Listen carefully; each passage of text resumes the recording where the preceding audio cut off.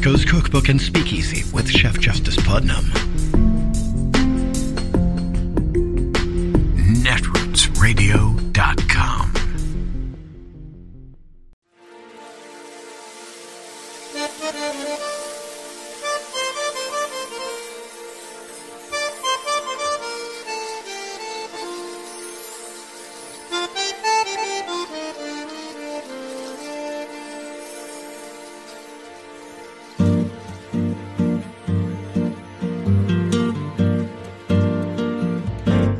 Je voudrais du soleil vert, des dentelles et des théières, des photos de bord de mer, dans mon jardin d'hiver.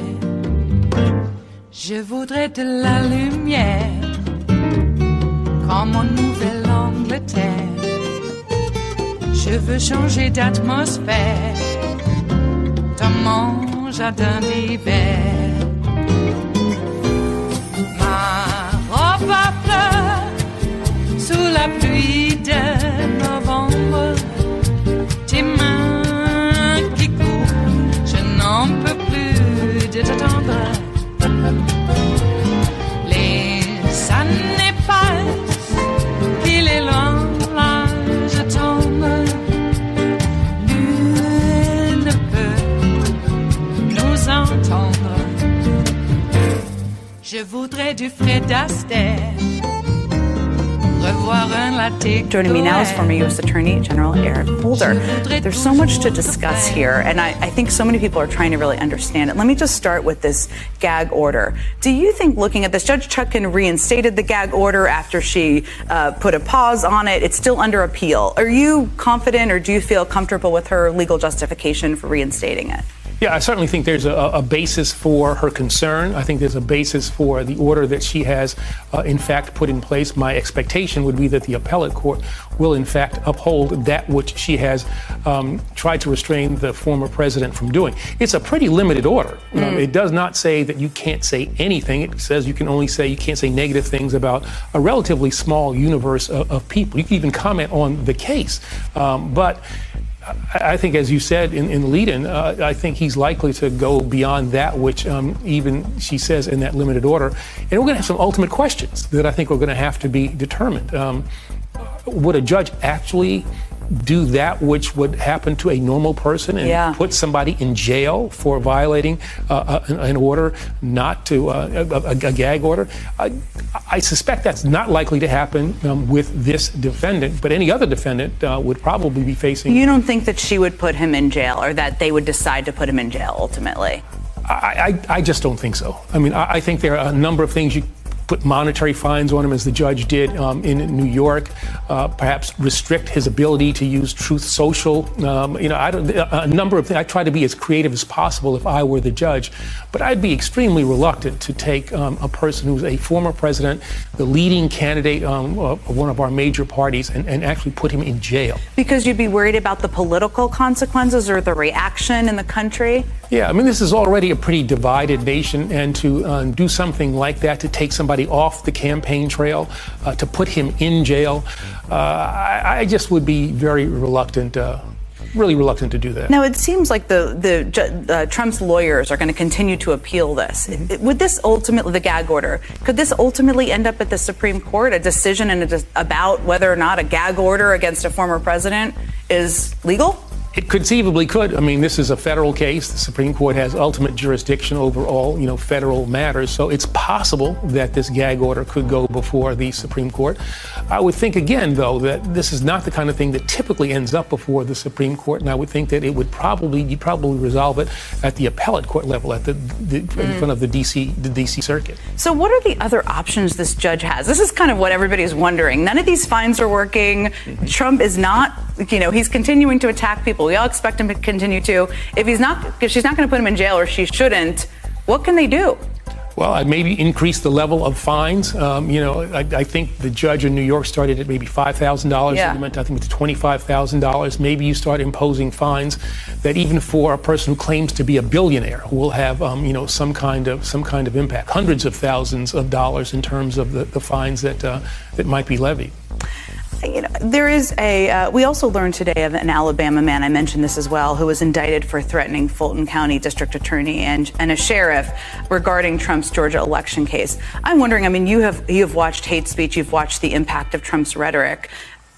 What is the connection? Do you see a connection there between the allowance of these type of threats, what Trump is doing out there publicly, and these type of threats against people like Fani Willis? Yeah, I think these comments by the former president have to be viewed as attacks in two ways. One, on the system itself, and that has to be dealt with. But it also creates an environment in which the kinds of things you've just described, where threats are made against people involved in the case, are taken seriously by malcontents, nutcases, lone wolves, who might act upon the very things that he says.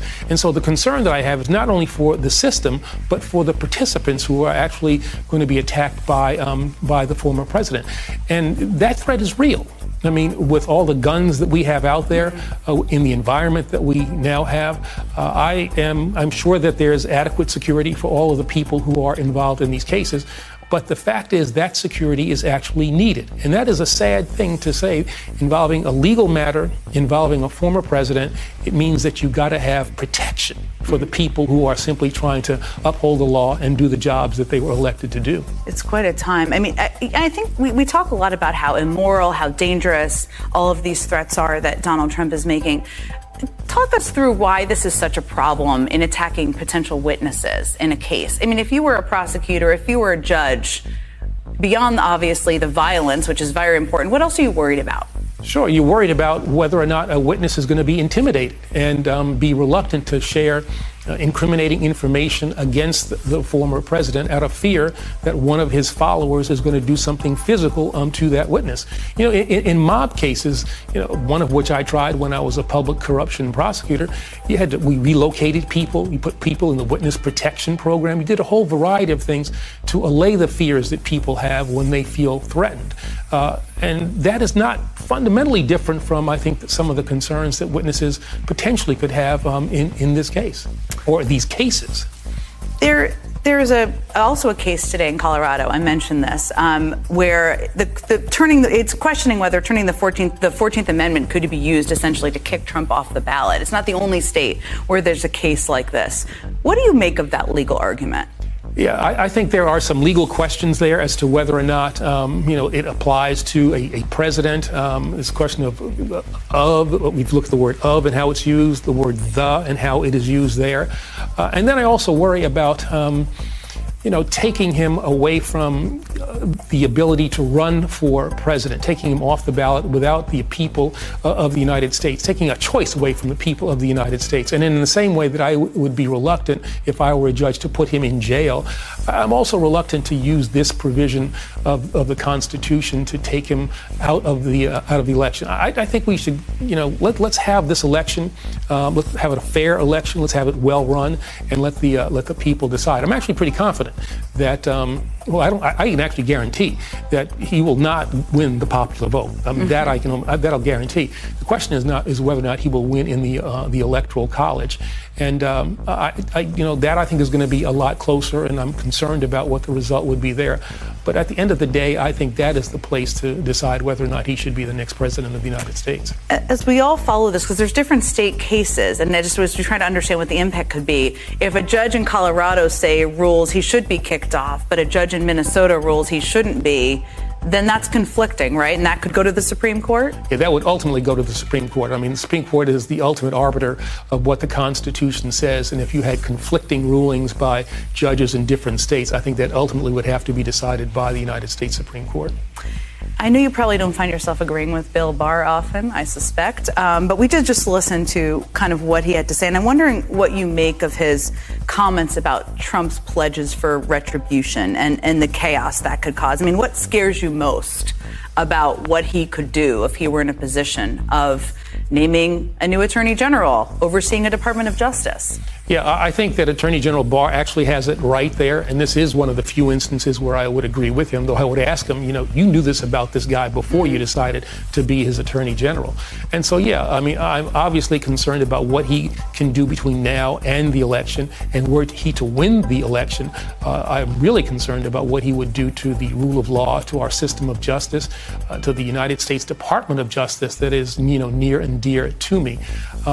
There is nothing that I would put beyond what Donald Trump would do in order to save himself, in order to ensure that his interests are protected and those who are his supporters are protected. And you would, in essence, I think the former Attorney General is also right. You would be getting not the second team, not the third team, you'd be getting the fourth team in a new Trump administration. And so as bad as things might have been, 4 years or so ago before, I suspect they would be even worse starting in 2025. It is Tuesday, the 31st of October of 2023, and you are in West Coast Cookbook and Speakeasy. I am your chef de cuisine, Justice Putnam. Gunner, the English bulldog, is our snoozing sous chef. Precious, the little Yorkie, is our door girl, and she will be seating you directly for our especially special daily special, Tarrytown Chowder Tuesdays. A small scant dash, a mere pinch of hot smoked Hungarian paprika will make all the difference in the world. It always has, and it always will. That's right. Fooled ya, huh? Got it all in there. Well, happy Halloween to you, for those of you who celebrate. I saw a teacher was suspended for dressing up for Halloween, and I can't quite remember what the costume was, but they simply said, on Halloween, hail Satan. They suspended him. So if somebody dressed up like, I don't know, Peter, Paul, or Mary, and said, hi Jesus, nothing would happen. You know that. We're dressing up like the Nativity. Oh, that's nice. Hi, Jesus. Hail, Jesus. No one would be bent out of shape at all. Not one. Well, I don't know. Maybe the people who would think, isn't it weird that people are dressing up as the Nativity on Halloween? I wouldn't put it past people. But saying, hail Satan for Halloween apparently is celebrating too much. You're bringing evil into our school. No, we're not. We're bringing in a comic book thing. It's even in the Hallmark card section. Come on. Jesus. And I mean that literally, too. Jesus. Speaking of which, I don't know. This MAGA Mike guy and his little wife growing off of his shoulder like a tree. Jeez, what is it now that they have, a covenant marriage? Yeah, I bet. I bet she prays, and she prays good. Well, he's the one that said she's praying on her knees, and I don't know. I've seen deliverance, and I've rafted down a few streams in my life, and yeah, got to be a little careful in the backwoods. I know all about praying back there. All the denial. All of the abject hate going after people because of their beliefs. And it was projection all the time because they just couldn't live with themselves. Like MAGA Mike. There's some dark, sinister BS in that guy's past. And in his wife, too, who grows off of his shoulder like a tree. Yes, I am referencing Zappa. I don't know. To me, Zappa and Halloween go hand in hand. I used to go to a lot of Zappa shows on Halloween. Didn't everybody? Apparently not. Especially since not everybody was in Los Angeles area at the time either. Yep. Okay, I can literally say that I grew up with the mothers of invention since they were just down the road, a few miles. And in Los Angeles, that's nothing. People don't deal with miles anyway. They don't deal with distances like miles. Distance in Southern California is dealt with in time. Sometimes a mile takes an hour or more, sometimes less. It's dealt with in time. Let that be a lesson to those of you out there who really don't know the nuances of what it is to live in Southern California. And it's only gotten more pronounced since I stopped living there so very long ago. But I grew up. My formative years. So, I don't know how we got there, but let's bring it back. We're in Southern California. Let's bring it back to West Coast Cookbook and Speakeasy, the salon that, I don't know, it just floats in the cloud. Mm-hmm. So, yeah, teacher gets suspended. Maybe they got fired. Hail Satan on Halloween. Jeez. Should have said, hi, Casper. Hail, Casper. Maybe that would be fine. Casper the Friendly Ghost. That would be fine. That's how old we are. I wonder how many of these young'uns even know who Casper the Friendly Ghost was. Or is. Once you're a ghost, you're always a ghost. I thought. Kind of hard to escape the plane of existence. It really is, from what I've read. Yeah. Speaking of which, Mega Mike is apparently not only wanting to ban books from schools, he's going to impose a particular kind. You know, he's got LaHaye in his past, he and his wife. That crank. Yeah, oh my God, end times BS. Conversion therapy, too. Not only for gays, but just anybody who's not, converted into their particular weird brand of Christianity. I don't even know if I want to call it Christianity. It sounds like some heretical sect. And it is. There was a reason why the people of the Enlightenment said, a separation of church and state would be nice. We've had hundreds and hundreds and hundreds of years of war. Religious wars. Can we stop that? Kings descended from God on high, and that's what they're trying to make Trump. My God. I'm telling you, by their own construct, Trump would be the Antichrist. And they think that they're getting an apocalypse right now. And it's just like these corrupt bastards that say, yeah, let's give the billionaires a tax break. In fact, let's even do something better. Let's completely defund the IRS, that part of the apparatus that would investigate them.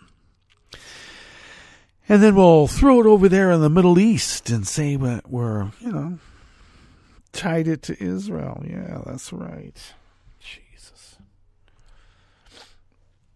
I caught a little bit of David's show, and he brought up a salient point. When the CBO grades this, defunding the IRS like that means that they need to have an offset.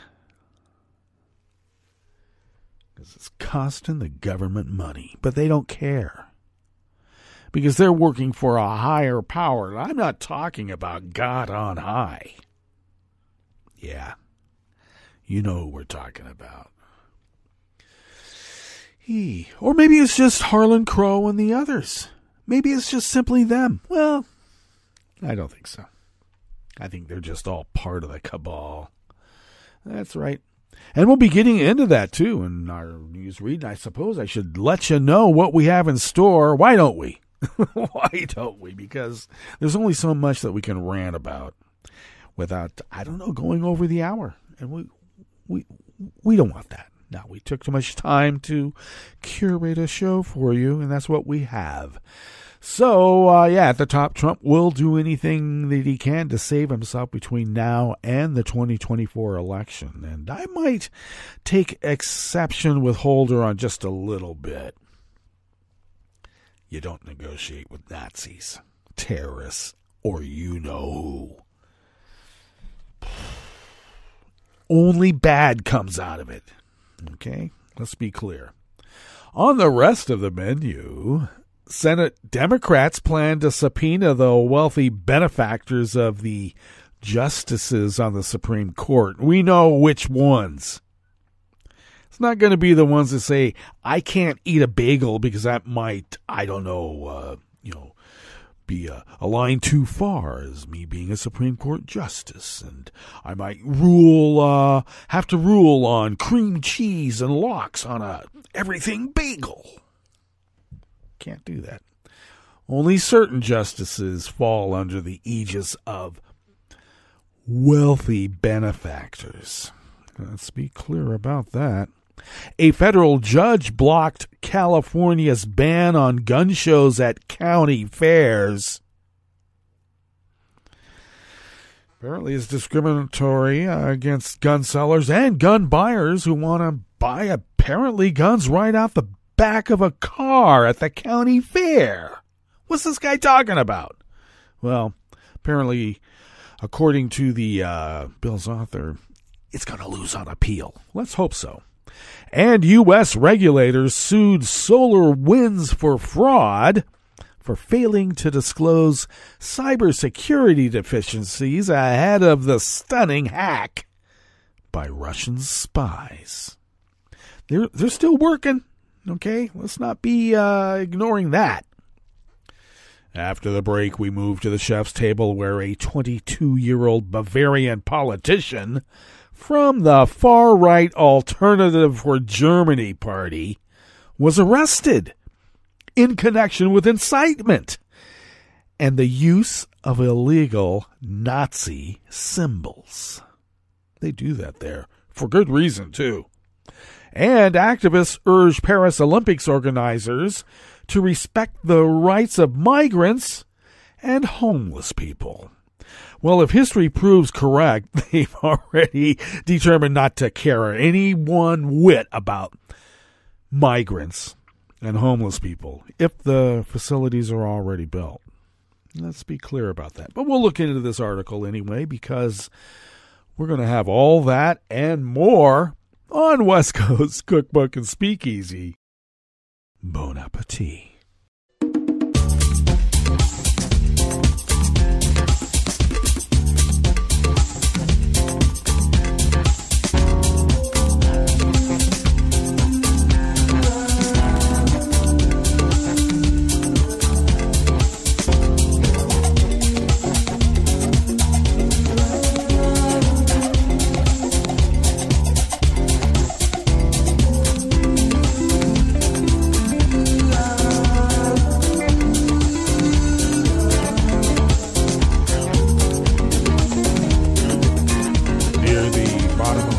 Page at netrootsradio.com. To the right of the page is the chat room link, and the chat room is monitored by Kelly Lincoln. Thank you, Kelly. Across the page to the left, from that chat room link that just happens to be near the bottom of our homepage at netrootsradio.com, is the link to our Patreon page. And if you could become a recurring Patreon of Netroots Radio, and maybe if you could send us what you might spend on, I don't know, how about an espresso-type coffee drink?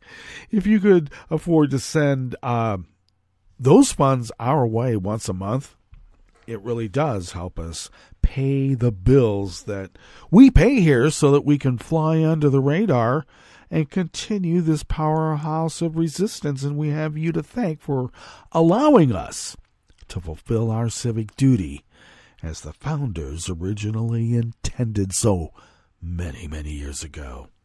All kidding aside, it is true. Your help is sorely needed, and we thank you for helping us in these times of woe. If you would like to follow Netroots Radio on Twitter, it's never going to be X. I am sorry, Ellen. Or is it Elon? Follow Netroots Radio on Twitter, Mastodon, Spoutable, Blue Sky. You can do so even on Facebook. You can do so at Netroots Radio. Tom takes care of that, except I think maybe Kelly really takes care of the Facebook page. But regardless, thank you, Tom, for everything that you do as well. Yes, Tuesday. Follow me on Twitter, Mastodon, Spoutable, Blue Sky, Instagram, Tumblr, even on YouTube. We're on YouTube. Well, at least the show is on YouTube. Also Facebook. But you'll be able to find me most everywhere at Justice Putnam.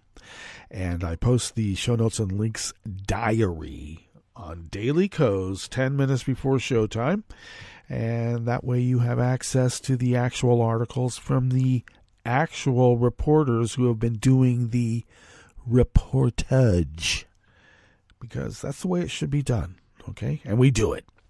Follow the show on Twitter at Cookbook West. And I guess you can follow the show on YouTube at West Coast Cookbook and Speakeasy. Maybe even Netroots Radio. I think we have a team page there. So you'll go there and you'll find it. Anyway, do so that way. And also, if you could pick up podcasts, that's where we are. Pick up podcasts by way of Spreaker, TuneIn, iHeart, YouTube, iTunes. Really, wherever podcasts can be found, you just never be able to find them on Stitcher anymore. Nope. This first offering here in the Bistro Cafe of West Coast Cookbook and Speakeasy comes to us by Anne E. Marimo, writing for the Washington Post.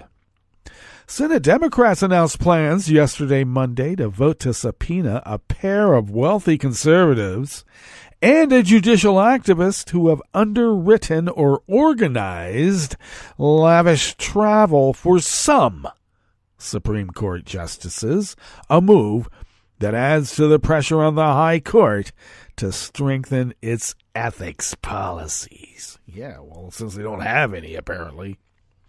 Oh, we'll promise. A promise is not good enough with these efforts. They need to sign a contract, like everybody else.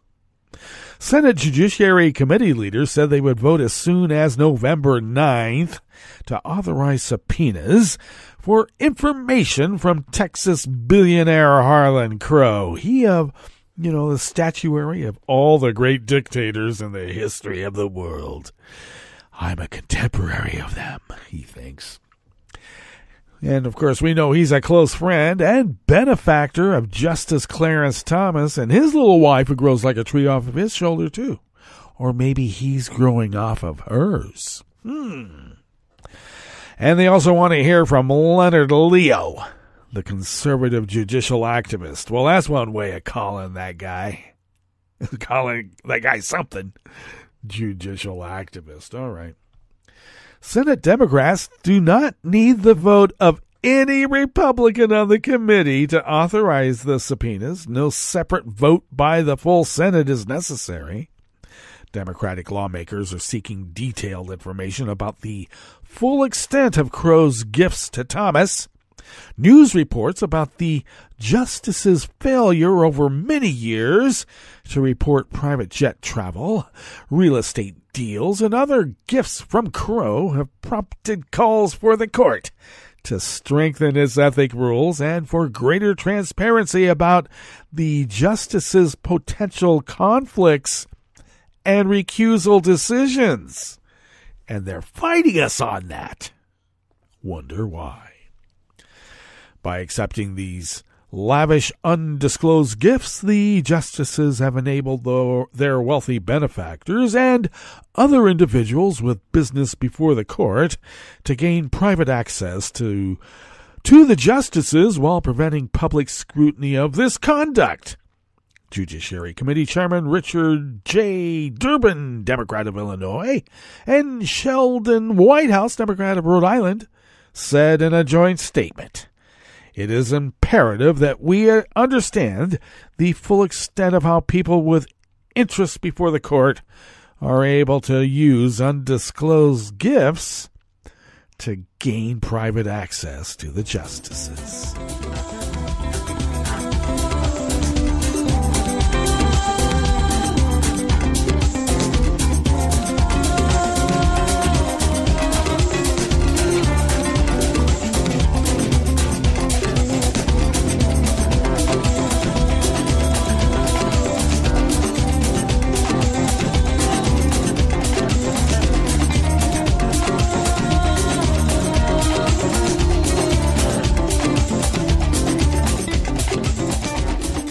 Offering here in the Bistro Cafe of West Coast Cookbook and Speakeasy, Tarrytown Chowder Tuesdays, is actually, it should be coming from the AP, but the Associated Press seems to be down, so I scrambled and I'm now getting this that was drawn from the AP, but over at CBS News.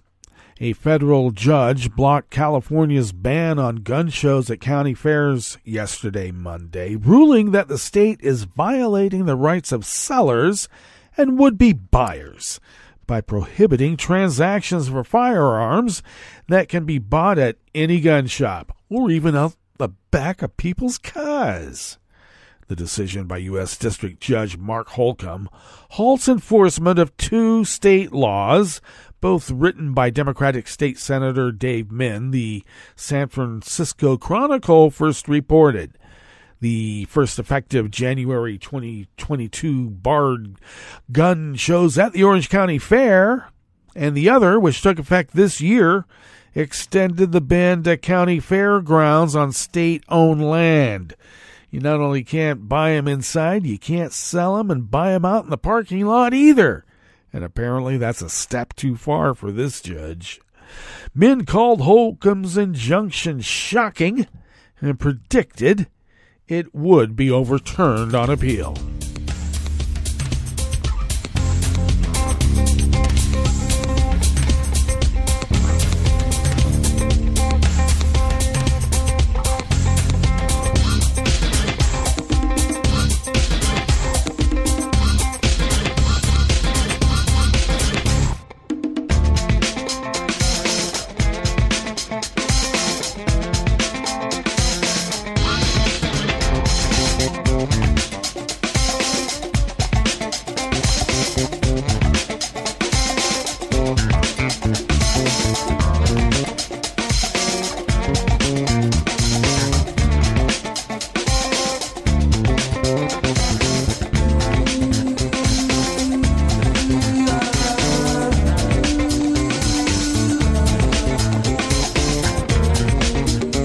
Prentice, Jonathan Stemple, and Raphael Satter of Reuters brings us this final offering here in the Bistro Cafe of West Coast Cookbook and Speakeasy.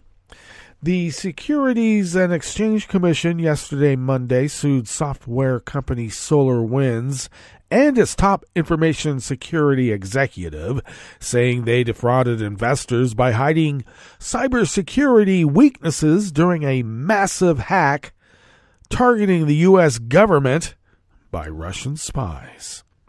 The SEC lawsuit in Manhattan federal court accused SolarWinds and Timothy Brown, its chief information security officer, with repeatedly violating U.S. security laws by concealing vulnerabilities and cyber events in regulatory filings and other company statements. Yesterday's lawsuit appears to be the first time the SEC has sued a company that has been the victim of a cyber attack, rather than charging and simultaneously settling. SolarWinds, based in Texas, slammed the regulator's overreach and pledged to fight the charges in court. It said the charges were unfounded, put national security at risk, and should alarm all public companies and committed cybersecurity professionals across the country. Chief Executive Sudhakar Ramakrishna said in a blog post, the SEC's charges now risk the open information sharing access across the industry that cybersecurity experts agree is needed for our collective security. Alec Koch, a lawyer for Brown, said his client performed his job with diligence, integrity, and distinction, and looked forward to defending his reputation and correcting the inaccuracies in the SEC complaint. Hackers were able to use the flagship network management software Orion as a springboard into U.S. government networks and national targets. The nearly 2-year hacking, known as Sunburst, the outlines of which were first reported by Reuters, was one of the most sweeping cyber intrusions ever discovered. Several federal agencies were compromised, including the Departments of State, Treasury, Homeland Security, Commerce, and Energy. The full consequences of the breach, some hidden behind layers of classification, remain unknown. Well, that brings us to our break. And when we get back from that break, we will go through weather from around the world, and we will finish up with the stories that we have curated for you today. You are listening to West Coast Cookbook and Speakeasy, and we will be right back. You are listening to netrootsradio.com. Please hang up and try again.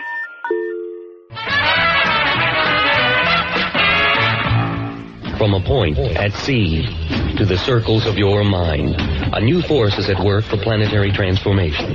New radio for a new Earth.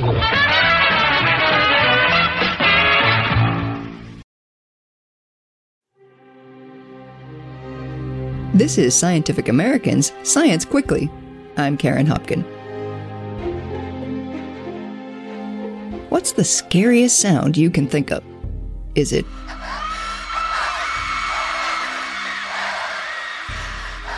or maybe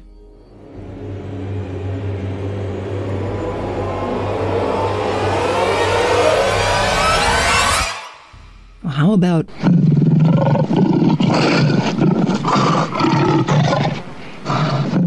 well, if you're a mammal in the African savanna, it may well be this. Women's World Cup to be held in England and Wales from the 24th of June to the 23rd of July. A new study shows that animals from impalas to elephants are more likely to flee from a talking human. My dad was a teacher, so I grew up in a home that the only thing I knew was sports. Than from a snarling lion. The work appears in the journal Current Biology. We've been working in the ecology of fear for a couple of decades now. Leanna Zanette is a professor of biology at Western University in Ontario. She says that fear is an overlooked aspect of predator-prey interactions. When we think about how predators can affect prey populations, we think about killing, right? Like the lion goes in, it kills the zebra, that's one less zebra in the population. But even if a predator doesn't kill you, it can still scare the pants off you, which then affects your behavior. You hear a predator around, you take off.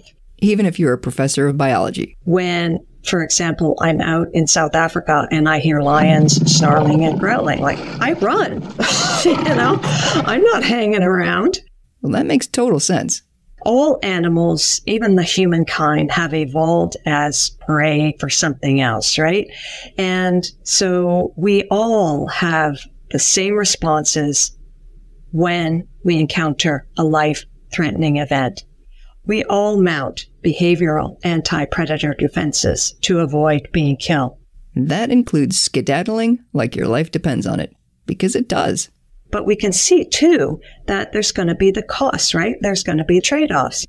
In previous studies, on everything from cougars and sparrows to European badgers, Liana found that fear affects animals' fitness. Scared prey eat less. Then we've shown in those other studies that can affect population numbers and lead to cascading effects down the food chain. That's the ecological consequences of fear.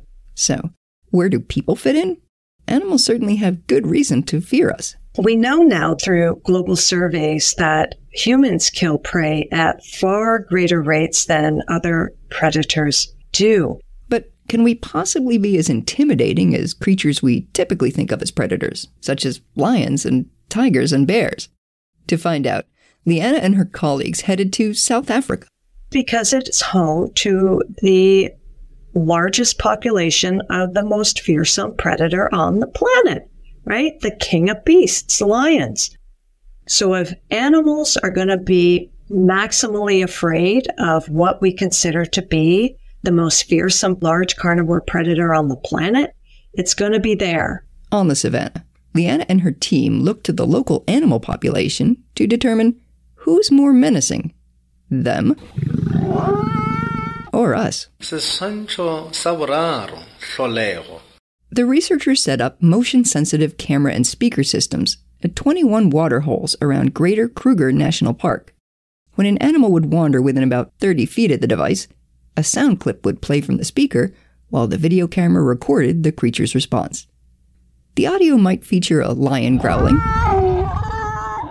or a person chatting. I don't know that I started loving the law. Or a bird chirping, to serve as a non-petrifying control. And what did they find? Animals are 2 times more likely to flee when they hear humans. They also leave the waterhole 40% faster when they hear humans. And that's true across species. The leopards fled humans, not lions. The hyenas fled humans, not lions.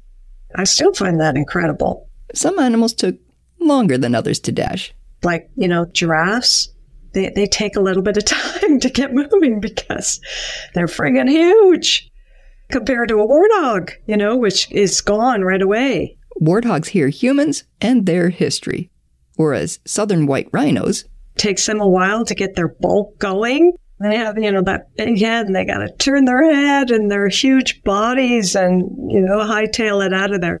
But once they get going, they go. English is that one that everybody speaks. If you speak a native language like Xhosa or... And that's the pitter-patter of rhinos heading for the hills from a video recorded for the study. In another video, a leopard that's dragging home a large order of impala drops his dinner and doesn't look back after hearing the terrifying sound of...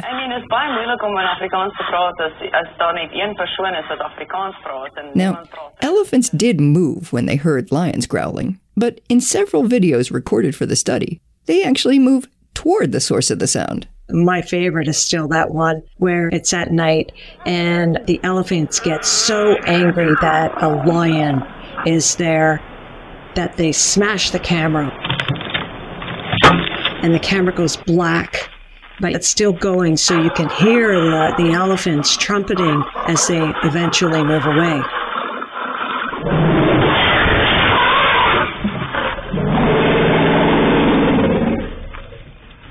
They never respond that way to the sound of people.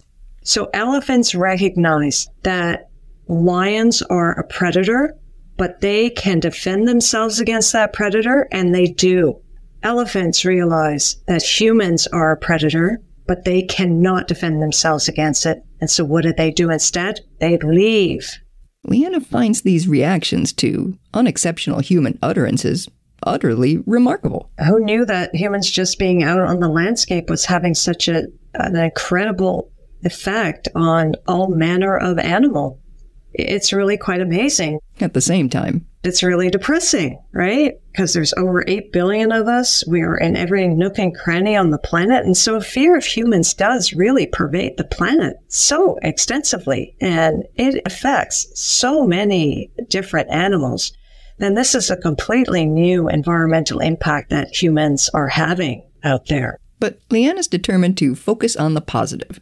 Part of what we do in our lab is we do conservation biology. And, the number one rule of conservation biology is you can't ever get depressed. Otherwise, you will not go on. So, for example, she thinks that animals' instinctive skittishness around human vocalizations could be leveraged to, say, keep rhinos out of regions where poaching's a major threat. Our idea is to maybe set up some speakers playing human sounds so that rhinos would hear, okay, I hear humans are around there. That's not a good neighborhood. There's no way I'm going there. So they won't venture into those areas and so won't get poached. Now, Does Leanna think she could use her own words to scare away a lion or a leopard she might stumble across on her next research expedition? Well, maybe, but I'm not going to stay there to find out. No friggin' way. Science Quickly is produced by Jeffrey Delvisio, Tulika Bose, Kelso Harper, and Karen Leong. Subscribe wherever you get your podcasts and visit scientificamerican.com for updated and in-depth science news. For Scientific American's Science Quickly, I'm Karen Hopkin.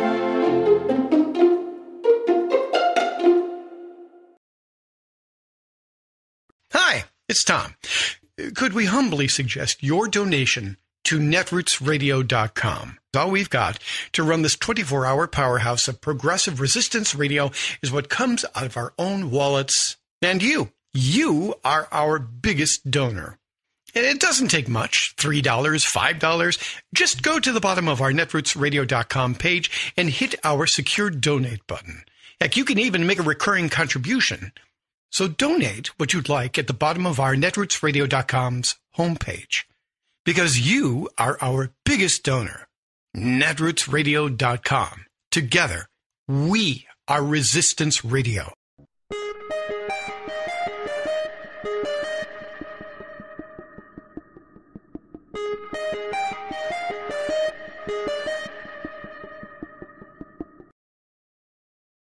What happens if Trump's convicted? I'm Bill Newman, and this is the Civil Liberties Minute. The Constitution says that the qualifications for president are be 35 years old, a natural-born citizen, and a resident for 14 years. That's it. So, Donald Trump's eligible. An indictment or even a conviction doesn't change that. Any disqualifications? Well, perhaps Section 3 of the post-Civil War 14th Amendment that prohibits from holding further office an office holder who is engaged in insurrection or rebellion. Aha! January 6th, you might say. But Congress has not designated crimes that would disqualify someone under this section. And none of the crimes with which Trump is charged have disqualification from office as a penalty. Now, theoretically, because states control elections, a state election official could determine that the 14th Amendment does disqualify him from being on the ballot, in which case Trump would sue. Or, if on the ballot, someone else, another candidate perhaps, could sue, claiming that Trump should be disqualified. Such a case, whoever starts it, would sail the country into uncharted legal waters. And if Trump is elected president while he's in or on his way to jail, then what? Again, the Constitution doesn't prohibit him from taking office. And if in jail, Trump could sue to get out, claiming the judiciary can't interfere with his ability to do his job as president. The Civil Liberties Minute is made possible by the ACLU because freedom can't protect itself. You're listening to the American Democracy Minute, keeping your government by and for the people. A federal district court has found that the state of Georgia's congressional voting district map is in violation of the Voting Rights Act. Similar to Alabama, the judge ordered a new map to include an additional majority-minority district. In a 516-page opinion, Judge Steve Jones said that the map makers had manipulated voting districts to dilute black voting power and that an additional black majority district should be drawn in West Atlanta. Georgia's population is 33.1% black as of 2022 and growing. In Metro Atlanta, African Americans account for 36% of the population.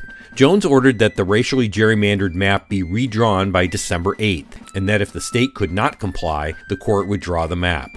Governor Brian Kemp has called a special session of the legislature for November 29th. While this is good news for black Georgians, anti-voter legislators may try to delay a new fair map prior to the 2024 election by taking it to the Federal Appeals Court and potentially the U.S. Supreme Court.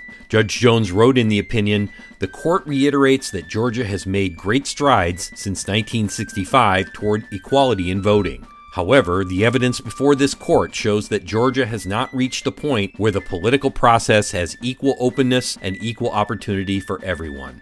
Find the decision and the current map at AmericanDemocracyMinute.org. I'm Brian Beal. I'm Rick Smith, and this is Labor History in 2.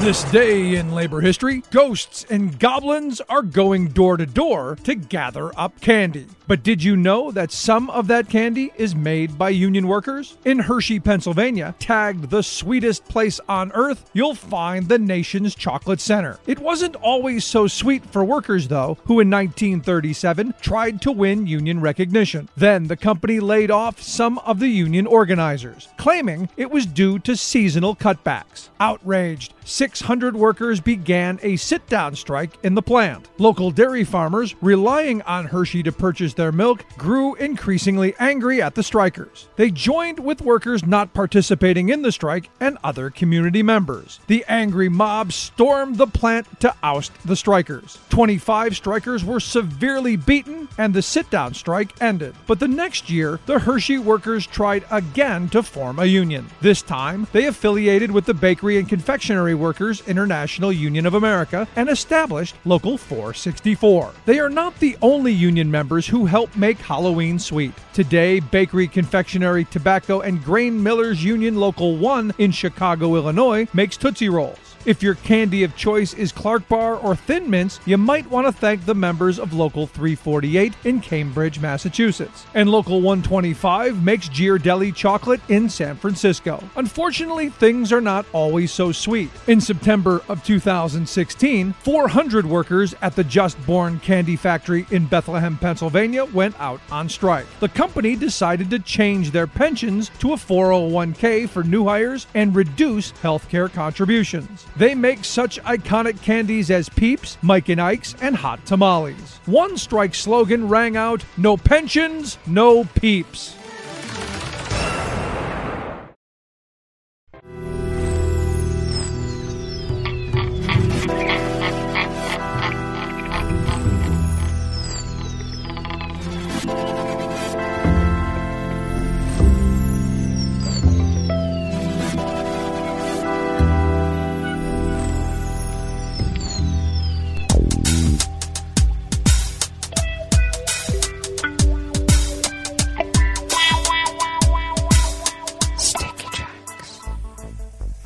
Thank you for accompanying us here to the chef's table at West Coast Cookbook and Speakeasy.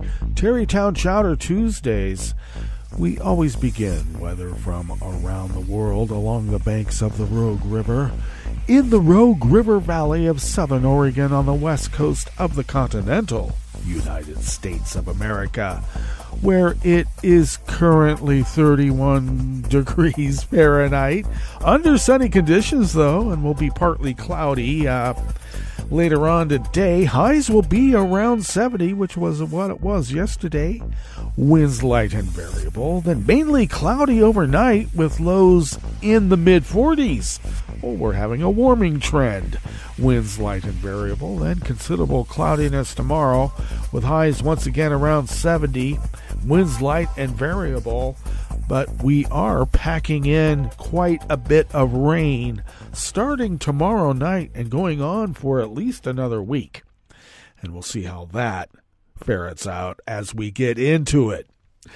Pollen is rated as none here in the little village of Rogue River. The air quality index for the region is in the good range at 49 parts per million, and the daytime UV index is low at level 2.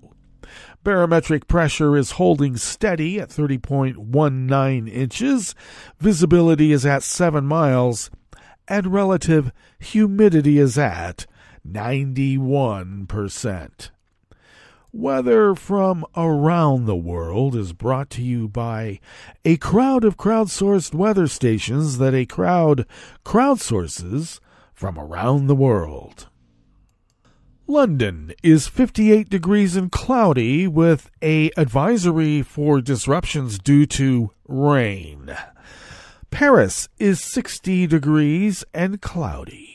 Rome is 70 degrees and partly cloudy with an advisory for potential disruptions due to thunderstorms. Bagram is 58 and partly cloudy. Kyiv is 65 degrees and clear.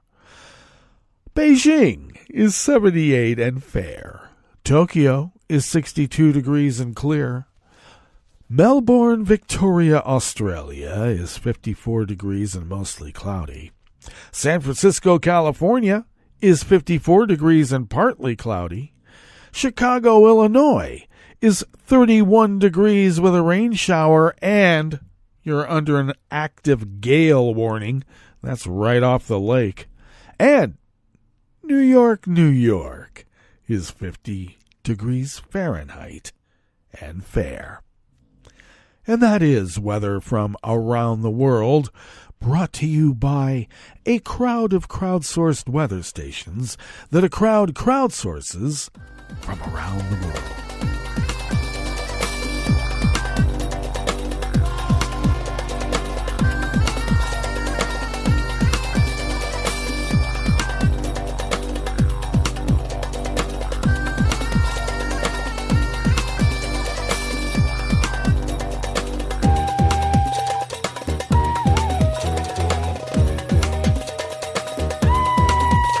Since the Associated Press is still down, this first amuse-bouche is brought to us by Betsy Reed out of the Guardian U.S.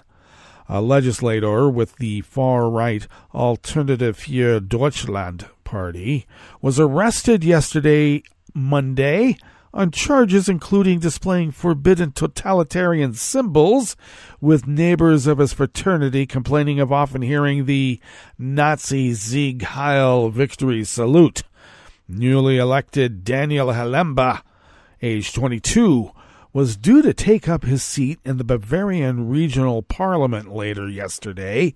He is a member of the Teutonia Prague student fraternity, whose premises were raided by police in September. During the raid, officials said, they found forbidden symbols. Germany's constitution forbids the display of symbols of totalitarian regimes, such as the swastika. And neighbors complained of hearing the Sieg Heil salute from inside. A prosecution spokesperson said Halemba would be brought before court later today, Tuesday. Charges include inciting racist abuse. A national conversation that is increasingly dominated by discussion of migration has helped the AfD to a series of strong electoral showings far beyond its old heartlands in the post-industrial East, with voters seemingly unperturbed by its rightward drift.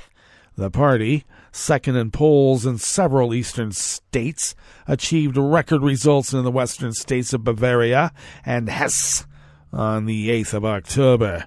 The party and its youth wing are under observation in several states, with prominent figures such as the lead European Parliament candidate Maximilian Krah comparing immigration to colonialism and stating that Oriental land grabs lead to sexual abuse of European girls. Halemba, who joined the fraternity as a law student in Würzburg, has named Bjorn Höcke, leader of the AfD's far-right wing, as his political role model. They want to arrest me, an elected state parliament member, 3 days before I take my seat, using a totally lawless arrest warrant, said Halemba in a video shared on his lawyer's Telegram channel. Germany's fraternities, many of which date back to the country's first unification in the 19th century, are notorious for their conservative, often nationalistic philosophy.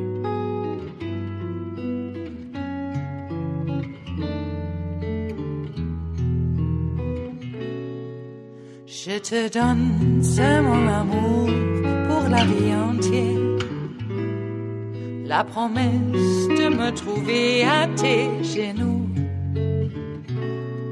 Aussitôt que tu m'appelles, rester toujours fidèle.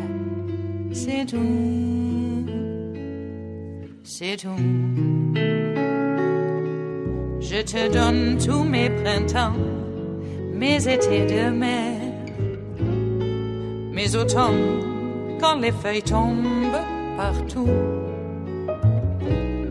Si ce n'est pas une bonne affaire, je te donne tous mes hivers. This final amuse-bouche is brought to us by Angela Charlton of the Associated Press by way of KRDO Television AP Wire out of Colorado. Aid groups and social justice activists have appealed to French authorities to protect the rights of thousands of migrants and others living on the streets as the Paris region prepares for next year's Olympic Games. More than 70 non-governmental organizations issued a letter yesterday, Monday, to Paris region authorities, the Olympics Organizing Committee, and Olympic sponsors, warning of a risk of social cleansing of society's most marginalized. Paris police routinely clear out tent camps housing migrants from around the world, citing public health and safety. Organizers have promised to make the games socially and environmentally responsible. Well, we'll see. That brings us to the end of our broadcast period for the day, but you do know Netroots Radio broadcasts on, and we will meet up here tomorrow for Smothered Benedict Wednesdays. So do stay tuned to Netroots Radio all day and all night for all the breaking news as it breaks. And we will meet up here tomorrow, right here, in West Coast Cookbook and Speakeasy. Bon appetit.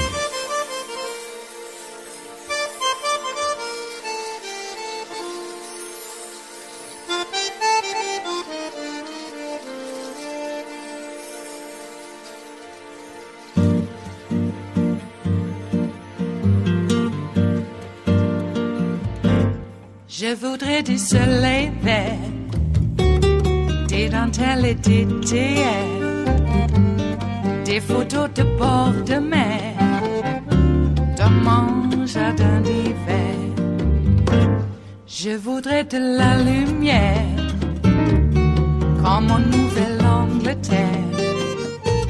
Je veux changer d'atmosphère, dans mon jardin d'hiver.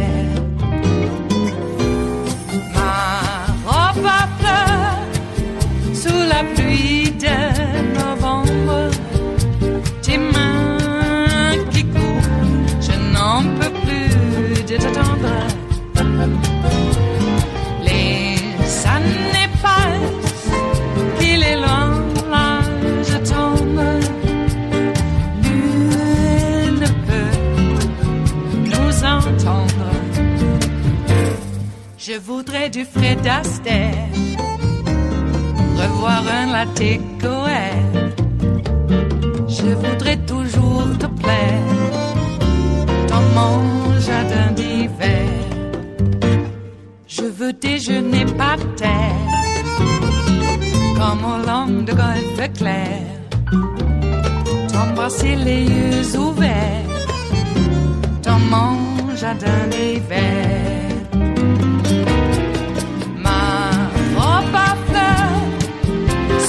Pluie de novembre, tes mains qui courent, je n'en peux plus de t'attendre. Les années passent, il est loin, là je tombe. Nul ne peut nous entendre. Ba-da-da-dum-di-da-dum. Ba-da-da-dum-di-da-dum. Ba-da-da-dum-di-da-dum. Dans mon jardin d'hiver. Ba-da-da-dum-di-da-dum. Ba-da-da-dum-di-da-dum. Ba-da-da-dum-di-da-dum.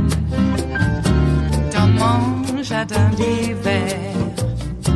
Dans mon jardin d'hiver. Dans mon jardin d'hiver.